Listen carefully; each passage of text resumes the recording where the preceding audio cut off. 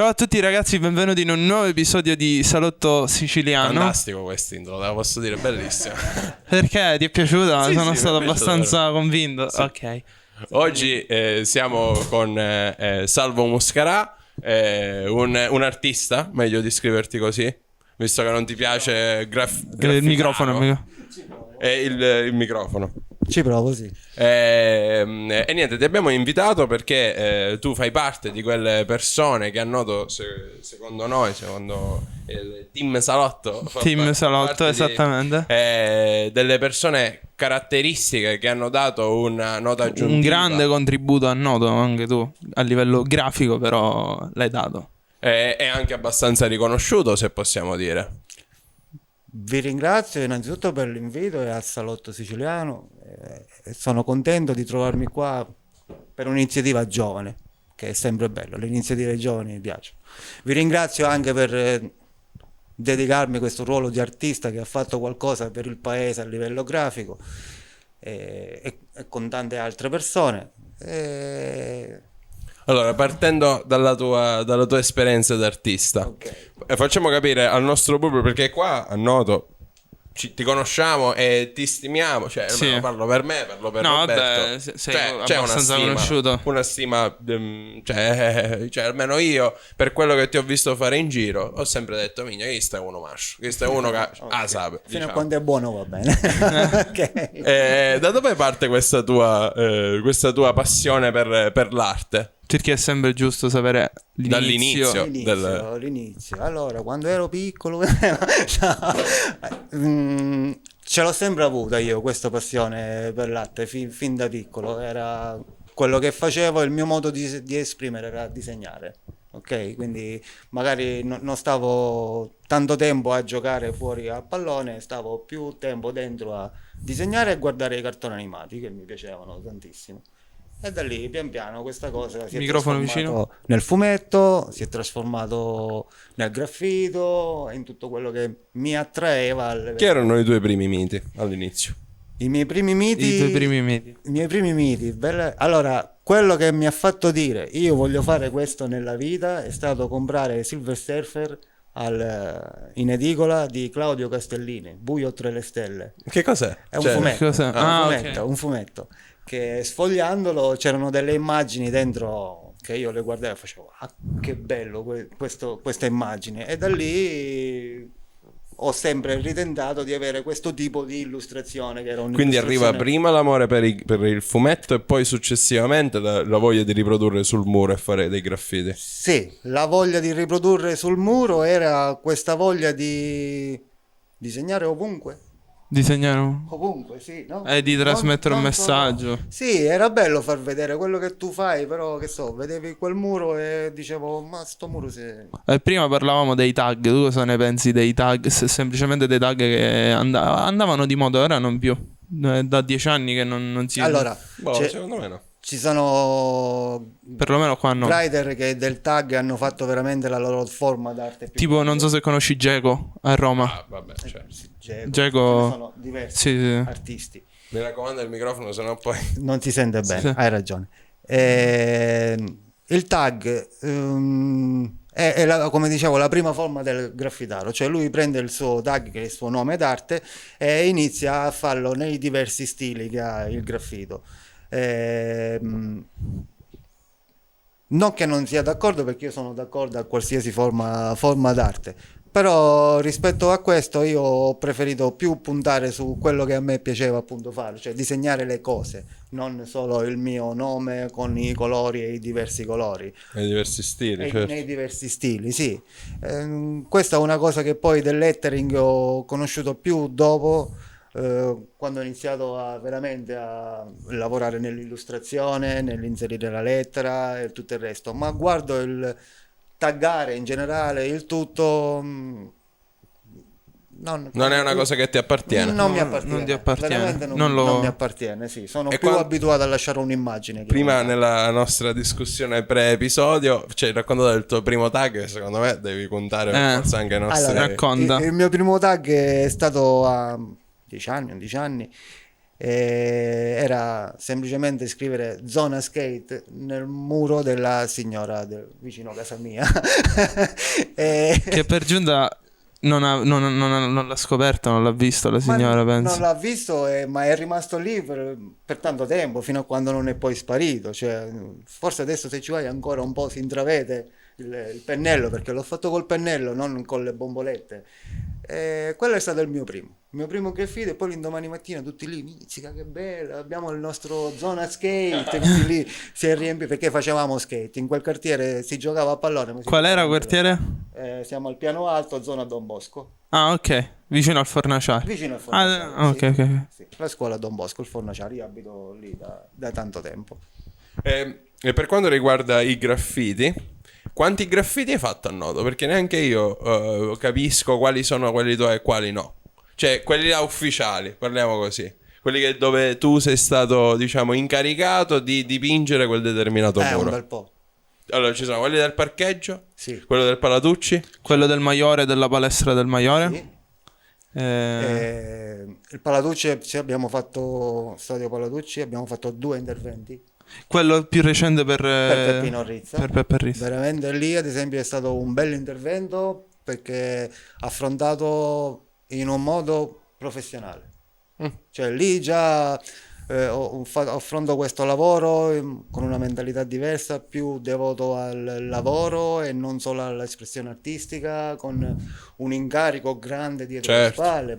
Io devo dirvi che l'hai accettato subito l'incarico? io li accetto quasi sempre gli incarichi, non rifiuto mai un incarico. Quello che dico sempre è hai un po' la pazienza che io arrivo da te, perché se tu mi chiedi una cosa, appunto perché è un incarico, è una forma d'arte e non è proprio meccanico, devo metabolizzare quello che sto facendo.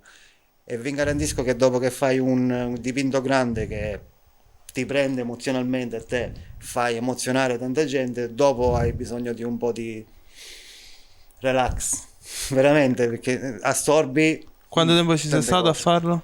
Quello di Peppe? Quello di Peppe con il braccio rotto, che mi sono rotto durante il lavoro, credo 20 giorni, 20 giorni. una ventina di giorni, sì. E il massimo di tempo che hai impiegato per un graffito, penso sia questo? All'incirca sì, Sempre su questi giorni. Ci sono dei posti che mi piace ricordare. Uno dei graffiti più belli che mi piace ricordare è la Madonna della Monnizza.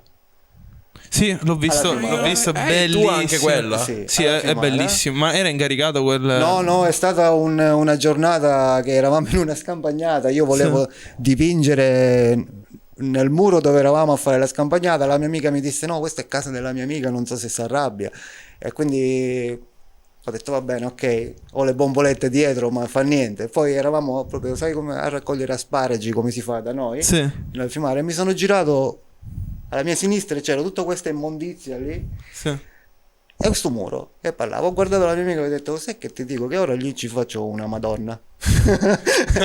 Con la immondizia. Una Madonna con il rosario e il sacchetto Allora, dell'immondizia. noi quando siamo andati con Marco in giro a fare scouting per la raccolta, non so se hai saputo, abbiamo fatto una raccolta. Ultimamente, Sì. sì. Noi siamo passati anche da là, mi ha colpito tantissimo Il luogo, il che è luogo. ancora No, ma devastato. sia il luogo, ma anche quello, la tua opera. Grazie. Sì, sì, è molto simbolica, perché poi sotto ci sta tuttora sempre molta immondizia. Sì, E sì. quindi è Devo proprio- dirvi che per un po' È comunque una costante la munnizza. per un po' però non c'è stata.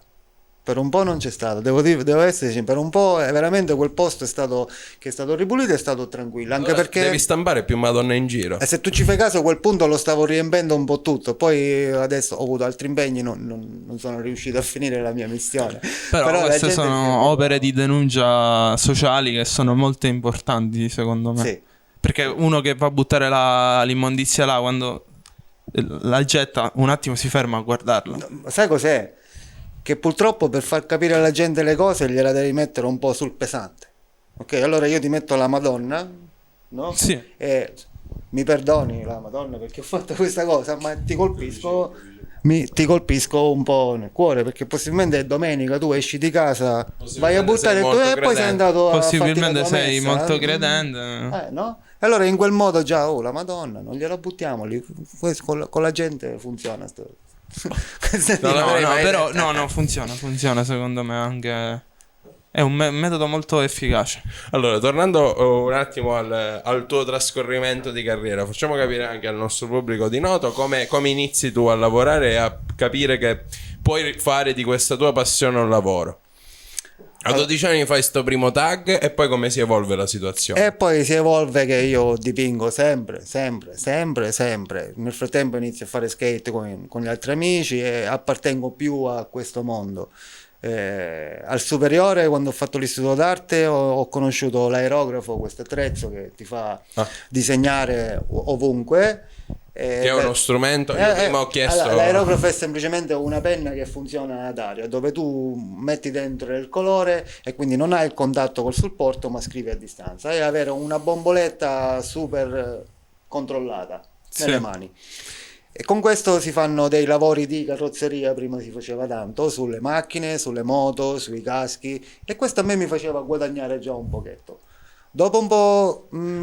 Devi raccontarla la cosa che ti arrivavano le moto. Sì, mi arrivavano un po' le moto da Facevi- altri paesi e magari mio papà mi diceva ma come fanno a essere questi pezzi di moto dentro? Era il mio lavoro e quindi a lui dovevo spiegare un po' questo. Ma sulla mia famiglia devo dirti che in quello che faccio mi ha detto lo vuoi fare? Fallo. Di sicuro non capisco io questa cosa che tu vuoi fare nella vita, di fare l'artista e disegnare, però fallo. Quindi da questo punto di vista ho Hai avuto, avuto ho avuto la mia scelta, lo vuoi fare? Sei stato libero. Fallo, non ti costringo a non fare, a fare altro. A questo Ok. punto sì.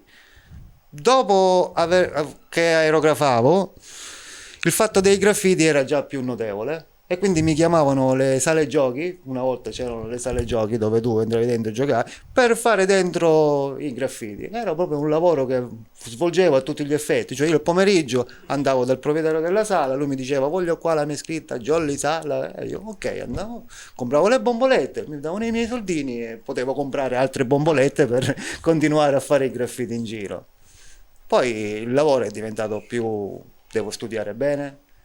Certo, arriva Ho anche la ho teoria. avuto anche un trascorso di tatuatore. Ah. Infatti io mi veniva da farti questa domanda perché quando Anch'io. diciamo lo spoiler, non lo so se quando va in puntata, comunque quando è venuto Giovanni Roccasalva ci ha raccontato che lui pure era molto fissato con i fumetti, scriveva, Sì. disegnava, quindi proprio era una domanda in realtà che avevo in mente di farti Del tatuaggio. del tatuaggio. Sì, il tatuaggio pure quello mi arriva con una cosa che è un po' particolare, ma che io inizio a fare quando sono militare perché qualcuno mi dice oh, ma tu se utilizzi la macchinetta riesci a tatuare, no? E io dicevo no, senti, a me il tatuaggio non mi piace e non fa per me, ma proviamo. Un giorno un mio amico è arrivato con un attrezzo per fare il tatuaggio e così molto amatorialmente, che non si fa, Non si fa. non si fa, ma stiamo parlando di veramente altri tempi. Ho iniziato a fare questi tatuaggi e da Ok. lì piano piano ho fatto anche questo come lavoro. Ho Ah, preso ok. il mio Per quanto tempo? Guarda, fino a 6 anni fa io ancora ho tatuato. Ah, ok. Quando ho vissuto fuori ho tatuato dentro gli studi come tatuatore, perché comunque è un lavoro che se tu fai bene in un posto puoi andare a bussare in un posto, dici questo è il mio lavoro, Sì. per vivere va bene, cioè, lo fai anche per passione. Primo periodo molto appassionato di questa cosa, però poi ho capito che comunque il tatuaggio è per me una cosa, Microfono. devo essere troppo a contatto con la gente, veramente no? Forse non fa per me. Poi ora col Covid è tutto un il casino. Covid ci ha distrutto a tutti, Sì. Direttamente. direttamente. E quindi poi adesso puoi dire di aver avuto anche delle grandi soddisfazioni. Sì. Qual è una delle più grandi soddisfazioni che hai preso come artista? Mamma mia, un artista è sempre insoddisfatto. È vero, è verissimo questa cosa. Uno vive nell'insoddisfazione È cronica. sempre insoddisfatto, però io ho avuto il piacere di stare a Lucca Comics per 2 anni. Altre fiere di fumetto, Napoli Comic con altri grandissimi disegnatori del fumetto, cioè avere un tavolo di disegnatori, cioè io da qua arrivo a essere seduto in un posto dove la gente viene per guardare i disegnatori di tutto il mondo e ci sei anche tu. Credo che questa sia già una grandissima grandissima soddisfazione. Certo. Il fatto che adesso, come dite voi, mi chiamate come artista, questa è una grandissima soddisfazione. Il fatto che nella società in cui mi ritrovo con altri artisti che magari io prima guardavo come più grandi di me, anche di età, no? E adesso mi ci ritrovo che siamo, non ti dico uguali, ma io faccio parte di questo contesto.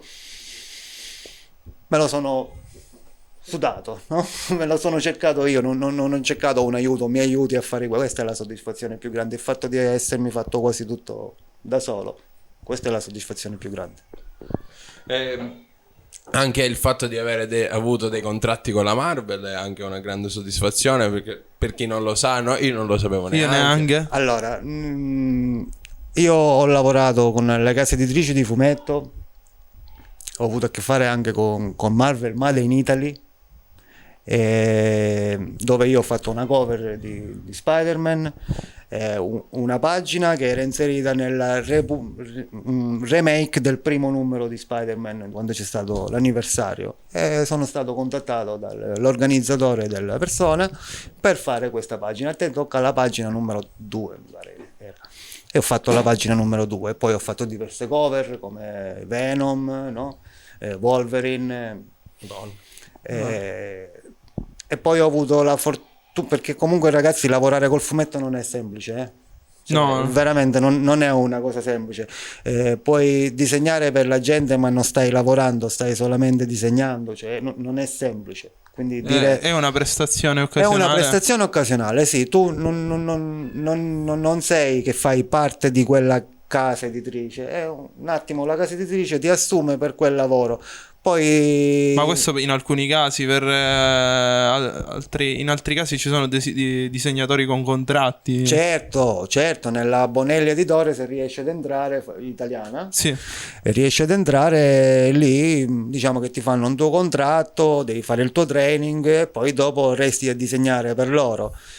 Io questo percorso ancora non l'ho finito, perché l'ho un attimo interrotto, perché non mi sento pronto per questa cosa, nonostante ho veramente disegnato tanto. Poi ti rendi conto che per fare veramente questo lavoro devi avere tanto tempo, starci su, non avere tutta questa espressione artistica che ti fa dire oh io cambio, le voglio fare in modo diverso le tavole, no? Prima parlavamo anche del periodo Covid, ma il periodo Covid ti ha aiutato nella tua creatività? Cioè ti ha reso un attimo, cioè magari è stato un momento buio per tutti, ma solitamente c'è anche un attimo di rinascita. Ti ha aiutato o non ti ha cangiato niente Appunto, sto periodo perché di in alcuni Covid? casi il periodo Covid Cioè ha a me ha cambiato aiutato ad molto. apprezzare meglio il posto dove sto. Forse questa è una cosa A me, positiva. per esempio, nel caso mio mi ha fatto mettere in moto l'immaginazione molto, molto di più, perché mi trovavo in un contesto dentro delle mura, quindi producevo video all'interno. Ma nel caso tuo? Nel caso mio vi dico che non mi ha cambiato molto il mio stile di vita col Covid, perché comunque facendo quello che fai passi molto tempo con te stesso per fatti tuoi. Nel mio caso ho avuto questa esigenza di dipingere tantissimo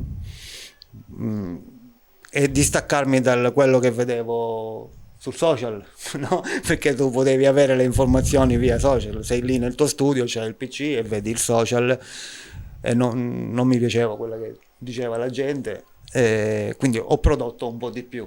Devo dirti che nel periodo Covid io ho prodotto, mi sono sentito triste per via del Covid quando mi è stato detto non puoi uscire.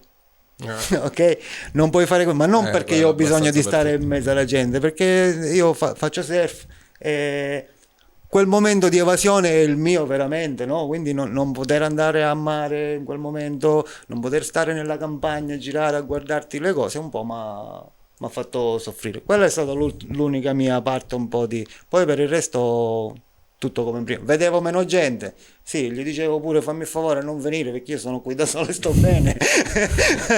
Sei un tipo solitario, questo l'ho capito dalla... Sì, quando sto creando sono solitario, però come vedete sono molto socievole. Sì. Oltre a questo era bello anche il discorso che facevamo sul fatto del perché. Cioè, ti faccio anzi questa domanda: tu stai andando a vivere a Los Angeles, Ci stiamo provando. ci stai provando, stai Ma da cercando di quanto trasferirti? tu hai partorito quest'idea di andare a vivere? Da quanto tempo all'incirca? Da quando ho conosciuto mia moglie. Ok, ok. Che salutiamo. Sì, Dietro le sì, quinte. Sì. Da quel momento io mi trovavo in Noto nel periodo pre-Covid, Covid, ok. in questa cosa un po' solitaria, e stavo quasi decidendo che, sai che c'è, sono a Noto, mi prendo questo che c'è.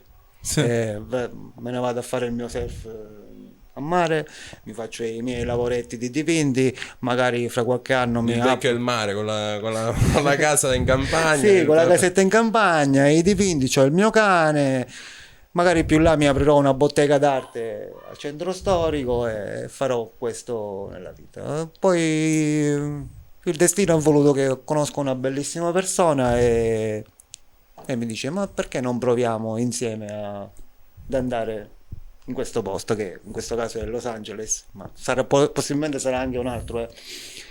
E da lì ho detto: sai che c'è?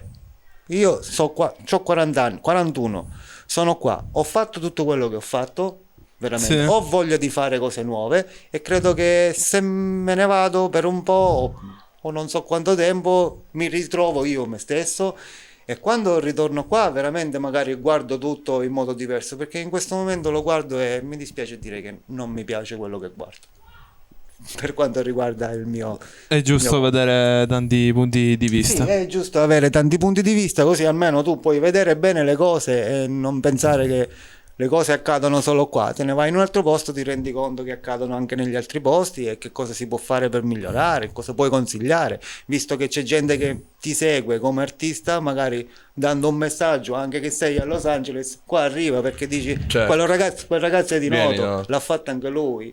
Mi piace dire che quando mi chiamano, quando sono stato chiamato all'istituto d'arte per parlare con i ragazzi, una delle prime cose che dico è: se tu vuoi fare il disegnatore nella vita, ricordati che si può fare, non è vero che non si può fare. Questa è una cosa Detto ai ragazzi dell'istituto d'arte è Detto- molto importante. come detto cosa. è molto importante, perché tu prendi una materia che magari ti fanno fare perché Fa parte del sai programma. disegno, sai dipingere, però ci sono quei ragazzi che lo vogliono fare veramente, e se trovare uno spunto da qualcuno che l'ha fatto veramente, che è del tuo posto. Tu che dove liceo hai sia. fatto? Io ho fatto l'istituto d'arte. Ok, già era aperto. Quando ho fatto l'istituto d'arte io ancora eravamo al piano alto e dentro la scuola c'erano 90 alunni in totale. Ok, quindi tu sei stato uno dei primi ad andare all'istituto d'arte. Dei primi eravamo pochi, di Noto c'erano poca gente, erano tutti di fuori, mi ricordo. Avola, questa Pachino, cosa. Ah, sì. vabbè. Noto poco, veramente. Poi dopo con la classe sperimentale si è un po' più allargato, c'era questa cosa dell'istituto d'arte, si studiava. un La, po' la- di la- meno, la- però la- dovevi la dipingere. cosa che mi dispiace di che poi io non ho fatto l'istituto d'arte per questo, ho fatto lo scientifico quando poi alla fine dello scientifico mi sono reso conto che io ero più propenso all'istituto d'arte. La cosa che mi dispiace è che c'ha soprattutto a Noto questa nomina di essere l'istituto dove si studia poco, cioè c'è là sta nomina. Sì, purtroppo Noto il problema più grande è la nomina che si fa alle cose. Cioè, io mi ricordo quando ero alle medie che facevano orientamento l'insegnante del corso, che consigliavano a tutti quelli più scarsi l'istituto d'arte o l'Ipsia. E secondo me è sbagliato, perché già Certo, etichetti quella cosa. certo, No, è perché sbagliato. comunque ti davano per società il fatto che tu comunque devi continuare ad andare a scuola, quindi scegli questa che è meno leggera, così intanto ti diplomi, poi ti troveranno un posto da qualche parte e farai un lavoro come Poi tutti gli bisogna altri. vedere se è leggera, perché conosco persone che hanno bocciato anche all'artistico, quindi. Poi. Vabbè, una cosa che ti ha fatto. Cioè, qual è la cosa che più ti ha rotto i coglioni di Noto? Ora, in questo momento. Che ti sta facendo proprio scappare? Dice ora basta, cioè, dopo sta cosa. E invece una cosa che ti fa vabbè, non lo so. Allora, è È uguale. contemporaneamente la stessa cosa. Bene. Veramente è contemporaneamente la stessa cosa. Cioè, di Noto, sempre, scusatemi se dico questa cosa, No, è ho giusto l'impressione vedere. che stiamo in un'epoca wow, altissima, ma dall'altra parte è come se stiamo ritornando di nuovo ai tempi quando avevo 15 anni, 16 anni io. Cioè la differenza di classe, tutta sta borghesia che arriva, devi per forza etichettarti per essere fuori. Eppure siamo in un momento dove tutto questo non ci dovrebbe essere, no? Questa è la cosa che di questo posto mi fa dire, ma perché? Perché La mentalità. puoi essere veramente grande e la mentalità della gente non riesce a essere... La mentalità della provincia questa. Magari credo che se ti sposti in qualsiasi parte del mondo forse troverai sempre le stesse discussioni per quanto riguarda il piccolo. Certo. Però Mizzico Noto è capitale dell'UNESCO, ragazzi. Qua viene la gente di tutto il mondo. E sembra che il netino, sì, vieni da fuori. Io non faccio niente, ci pensi tu. È un po' così quello che mi sembra di vedere. Però, come vi ripeto, anche Corrado, quando ci siamo visti, mi ha detto: Salvo, è da tanto che non ti vedo, come mai? È un periodo che sono un po' ritirato le mie cose a organizzare questo trasferimento. Ringraziamo il nostro ospite Salvo per questa discussione. Bellissima discussione. È importante vedere il punto di vista un po' di tutti, perché come abbiamo raccolto punti di vista molto positivi riguardo Noto, è giusto vedere l'altro lato della medaglia sempre in tutto. Quindi Sì. Mi ha fatto anche molto piacere conoscerti. Poi io ho sempre visto sti graffiti che avevi fatto in giro, e poi io sono un folgorato di musica, hip hop, Sì. di tutte le 4 discipline. E niente, salutiamo i nostri ospiti. Ragazzi, vi ringrazio anch'io, ok? seguitelo nei social, link Sì. in bio. Ok. Ok, vi ringrazio a voi e comunque anche quando vado via che sono fuori da qua non esitate a contattarmi perché magari si può Possiamo fare un prima e un dopo. un prima e un dopo. Speriamo. Assolutamente, O se riesco ancora molto qua, volentieri. comunque una collaborazione più di quello che faccio Quando veramente, faremo, lo facciamo vedere, quando faremo un po' eventi così. sicuramente sarai il primo ad essere contattato. Va benissimo ragazzi, bene. in bocca Un al lupo bacio. per tutti. Ciao, ogni domenica alle 14. Seguiteci su Instagram.